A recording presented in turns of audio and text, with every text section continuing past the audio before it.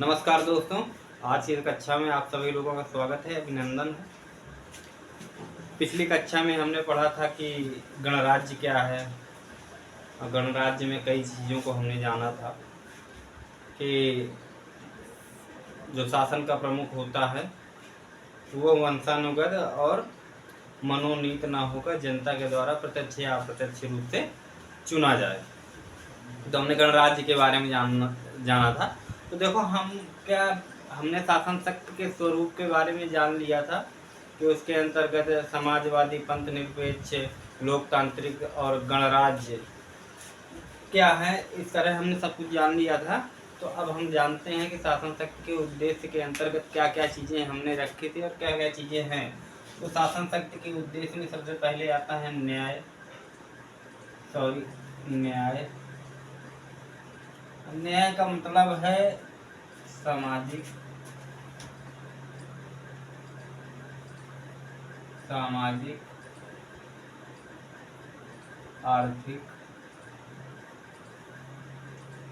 आर्थिक और राजनैतिक।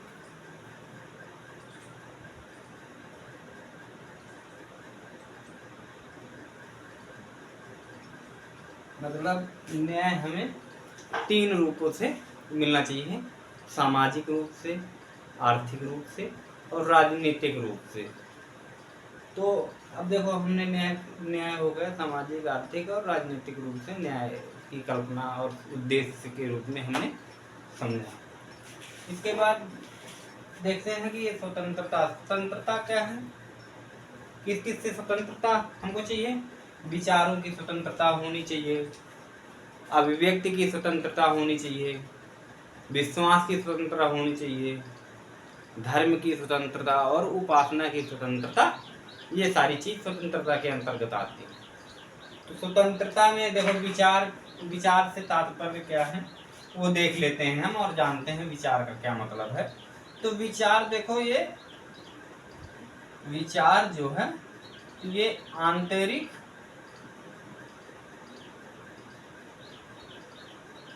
और मानसिक कार्य है।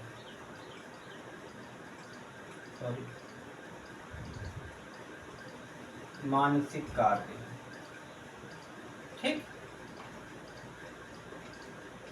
मानसिक कार्य। विचार आंतरिक एवं मानसिक कार्य है। इसके अंतर्गत हम जैसे चिंतन मनन, मतलब किसी चीज में विचार करते हैं, अपने मन में चिंतन मनन करते हैं, तो उसके अंतर्गत ये आता है कि चिंतन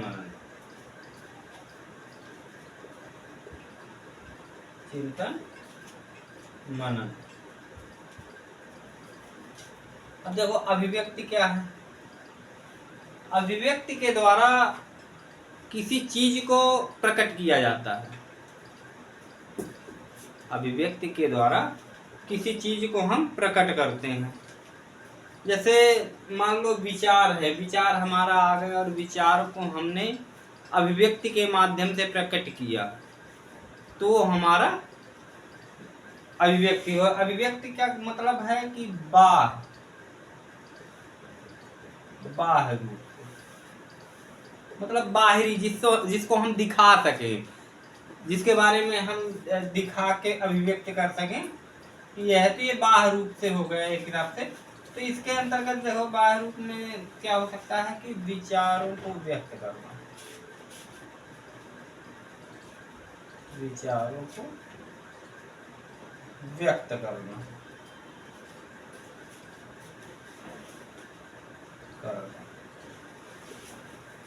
ठीक, ये होगा कि विचारों को व्यक्त किया जाता है या विचारों की अभिव्यक्ति की जाती है। तो ये हो गया कि विचारों को अभिव्यक्त करना, ये बाह्य कार्य है हमारा, तो ये अभिव्यक्ति कहलाता है। विश्वास से तात्पर्य क्या है, तो ये भी समझने की जरूरत है। तो विश्वास से तात्पर्य जब किसी विचारधारा को, यानी किसी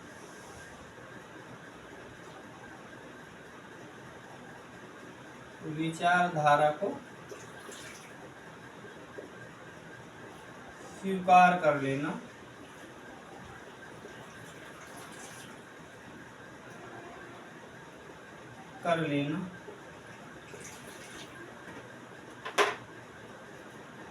विश्वास कहलाता है।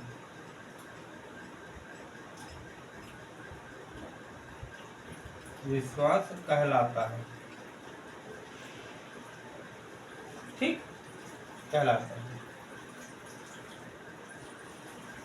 अब इसके बाद देखो धर्म आया, तो धर्म का क्या मतलब है, धर्म के बारे में भी समझ लेते हैं।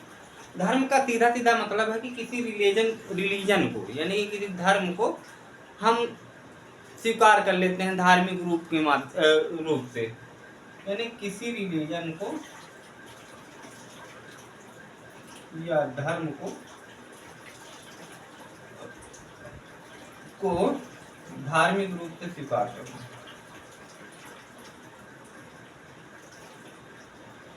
रूप से स्वीकार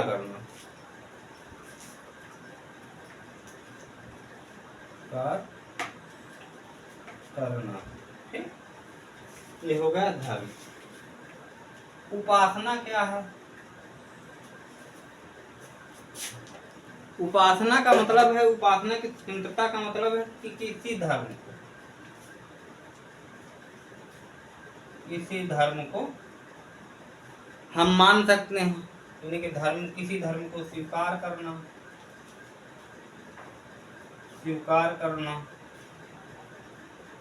साथ में क्या होता है, किसी धर्म को स्वीकार करना हुआ धार्मिक आचरण की स्वतंत्रता, धार्मिक आचरण की स्वतंत्रता।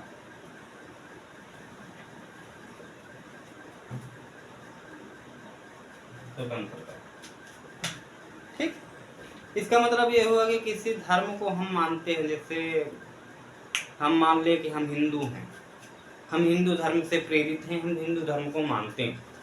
तो अब जो हिंदू धर्म के चीजें हैं, अब उनको तो हमने स्वीकार कर लिया, पर हमें क्या स्वतंत्रता होनी चाहिए, हमें उसके अनुरूप आचरण करने की स्वतंत्रता होनी चाहिए। जैसे नवरात्रि होते हैं, जो भी धार्मिक उत्सव होते हैं, अब उत्सव में उसी हिसाब से हमको आचरण करने की स्वतंत्रता होनी चाहिए कि हम कैसे आचरण करते हैं। जैसे नवरात्रि में उपवास रखते हैं, जन्माष्टमी आती है तो हम उपवास करते हैं, ये सारी चीजें होती है। तो हमको अपने धर्म के रूप में आचरण करने की स्वतंत्रता होनी चाहिए। ये किसी भी धार्मिक रूप में हो सकता है, इस्लाम में है जैसे ताजिया वगैरह होती हैं, ये क्या है, आचरण है। आचरण मतलब धर्म का स्वीकार करने के पश्चात जो धार्मिक आचरण होता है, उसकी स्वतंत्रता को ही हम उपासना की स्वतंत्रता कहते हैं। ठीक, तो हमने ये जान लिया कि शासन शक्ति के उद्देश्य के अंतर्गत पहला हुआ न्याय। अन्याय हमें सामाजिक, आर्थिक और राजनीतिक रूप से होना चाहिए। ठीक, इसके बाद ये स्वतंत्रता के अंतर्गत आया विचार की स्वतंत्रता, अभिव्यक्ति, विश्वास, धर्म और उपासना की स्वतंत्रता होनी चाहिए। विचारों की स्वतंत्रता के उसमें आया कि विचार एक आंतरिक रूप है, आंतरिक एक मानसिक कार्य है जिसके द्वारा हम चिंतन मनन का कार्य करते हैं। ठीक, अभिव्यक्ति को हम बाह्य रूप में प्रकट करते हैं, मतलब किसी विचारों को हम बाह्य रूप में प्रकट करना या प्रत्यक्ष रूप में दिखाना, ये क्या हो जाता है कि हमारी अभिव्यक्ति हो जाती है। हम किसी को सामान्य रूप से किसी के समक्ष हम किसी चीज को प्रस्तुत करते हैं तो वो अभिव्यक्ति कहलाती है। ठीक, तो ये हो गया। इसके बाद हो गया विश्वास। विश्वास का मतलब होता है किसी विचारधारा को हम स्वीकार कर लेते हैं तो वो क्या होता है, हमारा विश्वास होता है। हम ईश्वर पे विश्वास करते हैं, ईश्वर की विचारधारा पे विश्वास करते हैं, तो हमारा क्या है, वो विश्वास है। तो ये हो गया। इसके बाद हम समझते हैं कि ये धर्म क्या है। धर्म से तात्पर्य क्या है कि हम किसी भी धर्म या रिलीजन को स्वीकार कर लेते हैं, उसके गुणों को हम स्वीकार कर लेते हैं और उनके विचारधारा को भी हम स्वीकार करते हैं, तो हमारा धर्म कहलाता है। ठीक, उपासना के बारे में हमने जाना कि उपासना से मतलब ये है कि हम किसी धर्म की विचारधारा को और धार्मिक विचारधारा को स्वीकार करते हैं, साथ में हम किसी धर्म को स्वीकार करने के पश्चात जो आचरण करते हैं, धार्मिक आचरण करते हैं, वो हमारा उपासना की स्वतंत्रता हो गई, उसकी स्वतंत्रता राज्य दे। ठीक, ये हो गई। अब आइए जानते हैं, हमें एक चीज़ और जानना है। जानना तो बहुत सारी चीज़ें हैं इस कड़ी में, पर हम आज की क्लास में केवल एक और चीज़ ही समझ पाएंगे, बाकी हम अगली क्लास में उसके बारे में देख लेंगे। ठीक, क्योंकि हमें ज़्यादा वीडियो अभी लंबा नहीं करना है, हमको छोटा छोटा वीडियो बनाना है, जिसके द्वारा आप लोगों को चीज़ें थोड़ा सा सही से समझ में आए, और छोटा छोटा पढ़ेंगे तो ज़्यादा माइंड में प्रेशर नहीं रहेगा। तो इस वजह से हम लोग पहले छोटा छोटा करके पढ़ते हैं, जब हम मूल टॉपिक में आएंगे तो हम मूल टॉपिक में थोड़ा थोड़ा ड्यूरेशन को बढ़ाते जाएंगे, समझे। तो अब हम थोड़ा सा मतलब देख लेते हैं दूसरी चीज़ों के बारे में, ज़्यादा समय न बर्बाद करना चाहिए। तो आइए देखते हैं।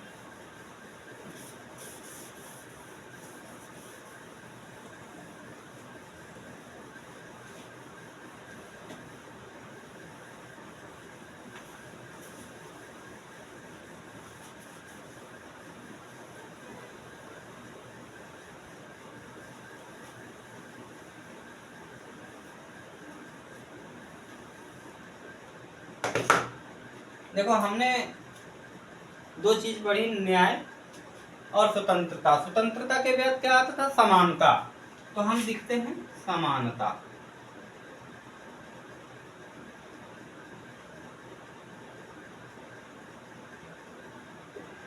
अब समानता से तात्पर्य देखो क्या है। समानता से तात्पर्य सीधा सीधा ये है, प्रतिष्ठा की समानता और अवसर की समानता। तो इसको हम दो रूपों में, ये हो गए प्रतिष्ठा, प्रतिष्ठा की समानता, और ये हो गया अवसर की समानता।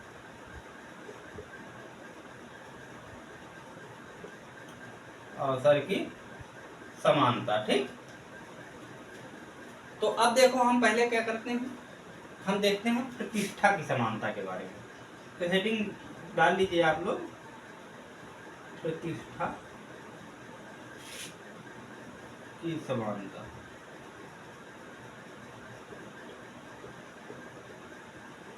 प्रतिष्ठा की समानता का मतलब जानते हैं। देखो, प्रतिष्ठा की समानता, पहले डिफिनेशन लिख लेते हैं, फिर हम समझते हैं उस चीज को क्या है। ठीक, तो देखो इसको हम पहले बंद कर देते हैं, जिससे आपको दिक्कत न हो। तो प्रतिष्ठा की समानता में हम देखते हैं, प्रतिष्ठा की समानता से तात्पर्य,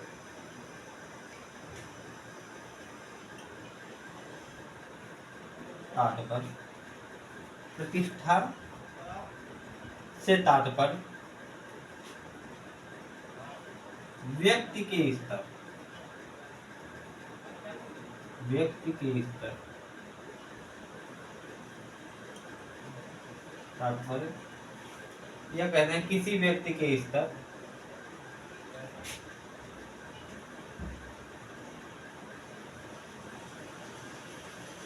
प्रतिष्ठा की से तात्पर्य व्यक्ति, सॉरी अभी हम थोड़ा गलत कर गए हैं, तो इसको थोड़ा सा मिटा देते हैं। एक हमको शब्द और जोड़ना था, तो हमको एक शब्द और जोड़ लेते हैं। प्रतिष्ठा से तात्पर्य समाज में, समाज में व्यक्ति को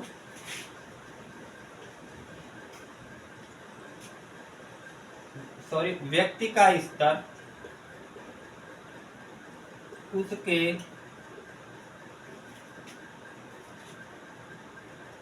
जाति, धर्म, वंश, संपत्ति,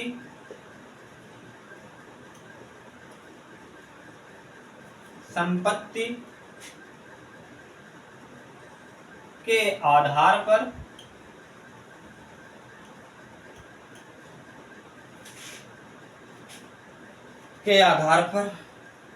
ना मानकर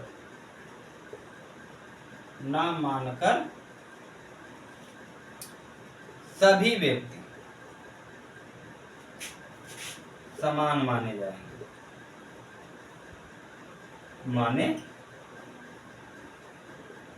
जाएंगे। आइए समझते हैं इसका क्या मतलब है। देखो, प्रतिष्ठा की समानता से मतलब ये है, इसका सीधा सीधा अर्थ ये निकलता है कि जैसे प्रतिष्ठा की समानता का मतलब है कि जैसे हम हैं, आप हैं, या फिर एक सामाजिक समूह है।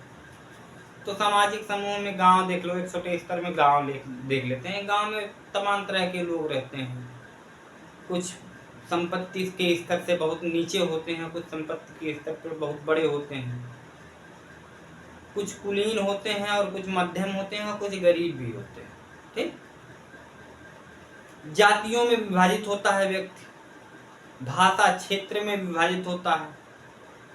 ठीक, तो ये सारे विभाजन है जिसमें हम लोग क्या कर लेते हैं कि हम उसी के आधार पे हम व्यक्ति की प्रतिष्ठा की स्वीकार्यता को हम सोचते हैं, मानने का प्रयत्न करते हैं कि ये व्यक्ति बड़ा हो सकता है।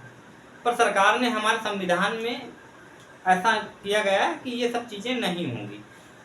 सभी व्यक्ति को समान रूप में समान माना जाएगा, क्योंकि यहाँ पे बाउंडेशन जो था कि संपत्ति या जाति या फिर मतलब सामाजिक स्तर, ये सारा कुछ नहीं होगा। यानी कि किसी व्यक्ति को धर्म, मूल, वंश, जाति या संपत्ति के आधार पर समाज का स्तर विभाजित नहीं किया जाएगा, बल्कि सभी व्यक्ति समान होंगे।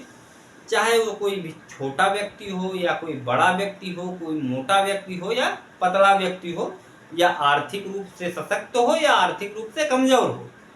मतलब उस संविधान की नजर में सभी लोग एक तरह से समान होंगे। ठीक, इसका मतलब ये हुआ। अब देखो, अवसर की समानता का मतलब क्या होता है, तो हम एक और हेडिंग देख लेते हैं। ये अवसर की समानता, तो लिखते हैं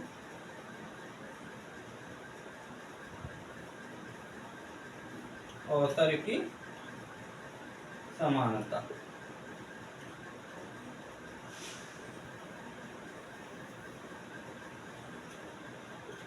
अवसर की समानता, तो देखो अवसर की समानता में क्या है।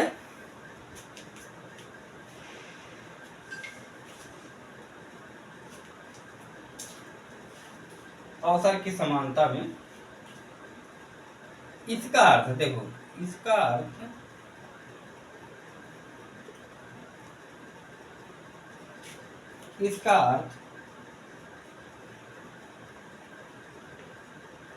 किसी भी व्यक्ति को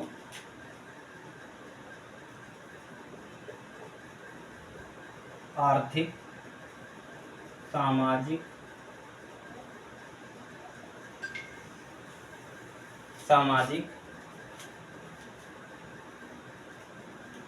रूप से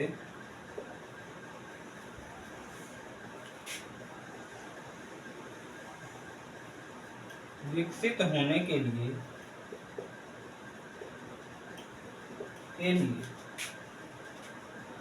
सभी को समान अवसर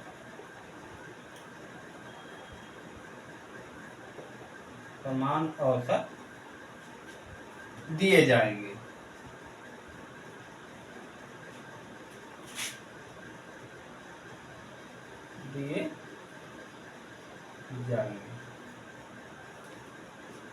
ये हमारे संविधान के शासन शक्ति के उद्देश्य में ये कुछ चीजें लिखी गई थी सामाजिक हित के लिए। ठीक, तो देखो इसका सीधा सीधा मतलब ये होता है कि जैसे समाज में तमाम प्रकार के वर्ग हैं और उन वर्गों को जो अवसर की समानता है वो इस रूप में दी जाए तो उनका सामाजिक, आर्थिक एवं राजनीतिक रूप से सही में समाजीकरण हो।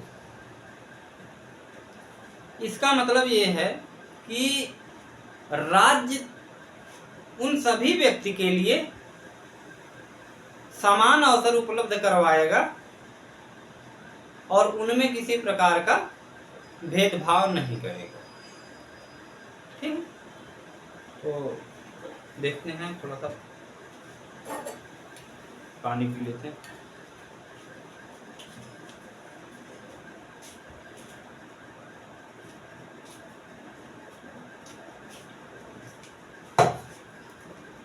तो सभी व्यक्तियों को शासन सरकार समान अवसर देगी विकसित होने के लिए, किसी के लिए भेदभाव नहीं किया जाएगा कि किसी आधार पर उनका भेदभाव किया जाए।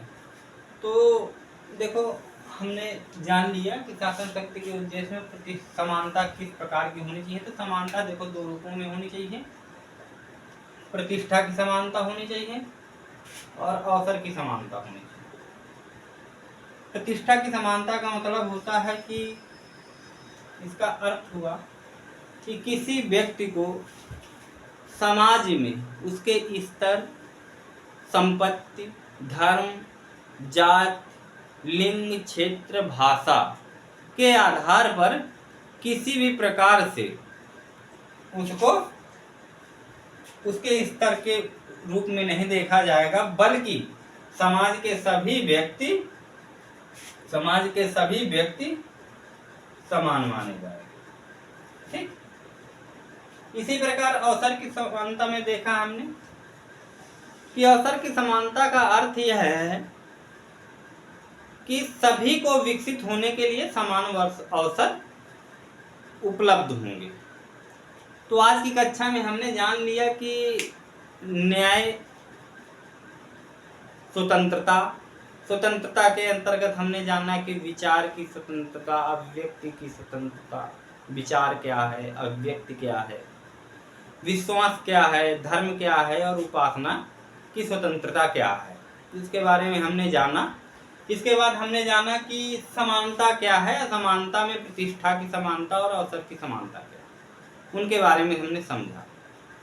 तो हम कल कुछ और चीजें पढ़ेंगे इसी कड़ी में कि बंधुत्व, एकता, अखंडता क्या है, बंधुत्व क्या है, व्यक्ति की गरिमा क्या है। इन चीजों के बारे में हम कल जानेंगे और हो सकता है हम कल इस शासन शक्ति के उद्देश्य को हम समाप्त करके हम अपने टॉपिक की ओर बढ़ेंगे और हम जानेंगे कि मूल अधिकारों के बारे में कि मूल अधिकार क्या हैं। तो आज बस हम वीडियो को ज़्यादा नहीं लंबा करते हैं और खींचते नहीं हैं और हम आज की वीडियो यहीं पे समाप्त करें। तो आशा करता हूं कि आप लोग सभी कुछ चीज़ों को समझ रहे हैं और विस्तृत रूप से जानने का प्रयत्न करेंगे और वीडियो को सही से देखिए, पूरा देखिए, स्किप मत करिए, क्योंकि स्किप करने से कुछ चीज़ें जो महत्वपूर्ण होती हैं हो सकता है वो छूट जाती हैं। तो वीडियो को पूरा देखिए, आप एक भी मिस न करिए। आप नोट्स भी बना लीजिए आप अपने। यह क्लास जो हैं तो सभी कक्षाओं के लिए और सभी प्रतियोगी परीक्षाओं के लिए उपयुक्त हैं, महत्वपूर्ण हैं। तो आप लोग ज़्यादा से ज़्यादा लोग जुड़िए हम लोगों से, वीडियो को शेयर करिए, सब्सक्राइब करिए और लाइक करिए। किसी सुझाव या सुधार की आवश्यकता है तो आप लोग कमेंट बॉक्स के माध्यम से बता सकते हैं, या फिर आपकी अन्य किसी जानकारी की आकांक्षा या क्यूरी है तो आप उसके बारे में भी कमेंट के माध्यम से हमें लिखकर बता सकते हैं और हम उसका रिप्लाई के माध्यम से आपको बता देंगे कि क्या चीज़ें हैं और क्या चीज़ें सुधार हैं और आपको क्या चीज़ की जानकारी की आवश्यकता है। तो आज की क्लास में बस इतना ही। धन्यवाद, आप सभी का स्वागत रहा कि आप लोग सब हमसे जुड़े। तो आज की कक्षा में बस इतना ही। आप सभी का धन्यवाद। नमस्कार, जय हिंद।